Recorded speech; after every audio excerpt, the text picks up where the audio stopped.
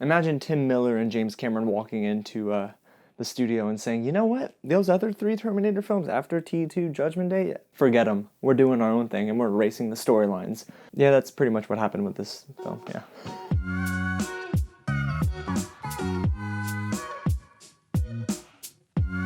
What's going on, guys? James here, and I'm gonna keep it real with you. Terminator Dark Fate wasn't really on my list of most anticipated films of the year, but I was really curious, how are they going to erase the three Terminator movies and make way for a proper sequel? Well, it's actually not awful. But before I dive into what I liked and didn't like about Terminator Dark Fate, if this is your first time here at the channel, welcome to Real James. Now, that's me, and I love watching movies. Honestly, every single week I drop a new video, so don't miss out. Go ahead and hit the big red button below and subscribe to the channel. Hit the bell right next to it and get notified each time I drop something new, and like this video. You can go ahead and share with your friends and all your Terminator friends too. Also, in the comments below, let me know what your favorite Terminator film is. I mean, if it's T1 or T2, we good. If it's T3, Salvation or Genesis, listen, we're gonna have to talk.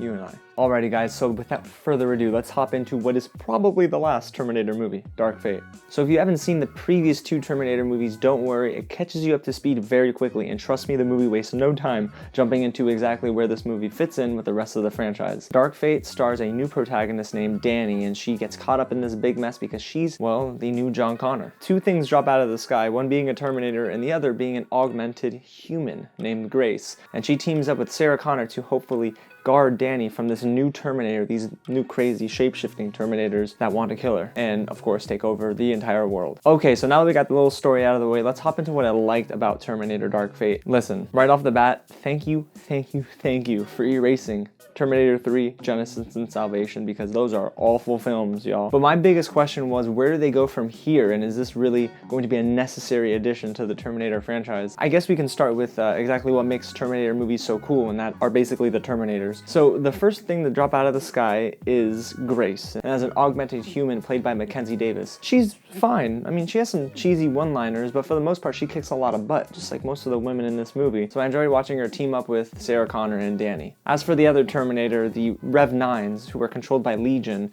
basically it's Cyberdyne for the future, just in another form. They're like shapeshifters, like I mentioned. They got like spikes coming out and stuff, so it's kind of cool how it can take on new forms, and they basically have to engage in physical contact to become someone else. It's an interesting concept, and for the most part, it really does provide for some really cool action sequences, which goes on to my next positive about this movie. The big action moments. Oh my goodness, man. There's this airplane cargo plane sequence, fantastic.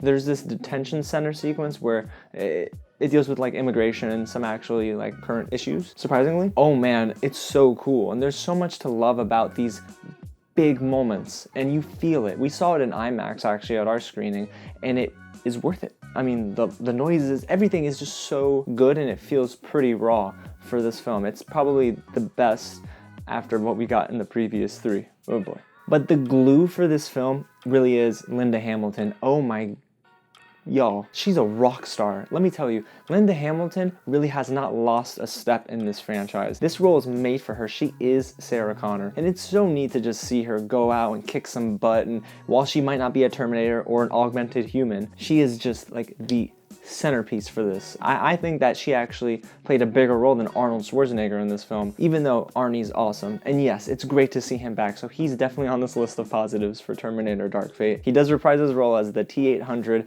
Now, I'm not going to tell you exactly what his role is because it gets into that spoiler territory, but trust me, he's really good in this movie, and it's just great to see him, even though he's got a lot of cheesy one-liners. He's my favorite action star, so seeing him on the big screen again is just awesome. Okay, so let's hop right into the negatives now, because while Terminator Dark Fate is a fun action movie for the most part, it's still lacking in many other departments. I'm really not a fan of the melodramatic moments in this movie. Of course, it's supposed to be the last film. You're gonna get a lot of, dying breath moments like the...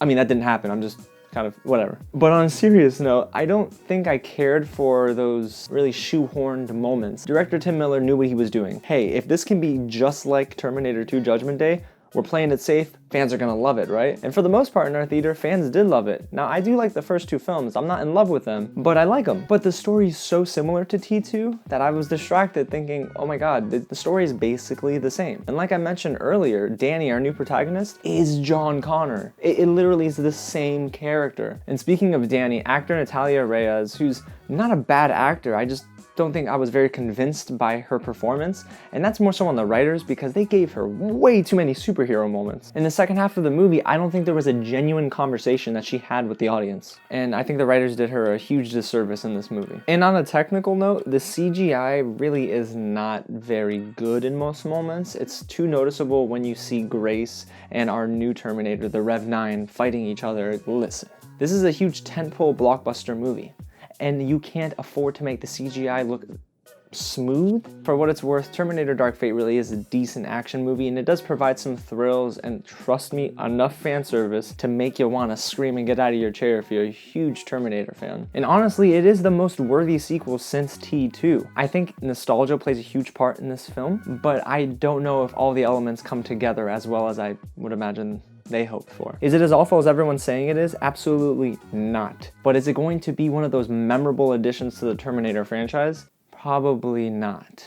You gotta go in with low expectations like I did. If you don't expect it to be anything like T2, I think you'll be fine for the most part. Alright guys, well that's my take on Terminator Dark Fate. If you enjoyed this review, don't forget to go ahead and hit the big red button below and subscribe to the channel. And trust me, I'm gonna be ranking these Terminator films after I get through some rewatches this weekend. You're not gonna wanna miss out. Go ahead and hit the bell so you get notified when I do drop that video. And also, we like to have a conversation around here, so if you haven't already, let me know in the comments what you think when you see the movie. Alrighty guys, so until next time, I'll catch you at the next screening.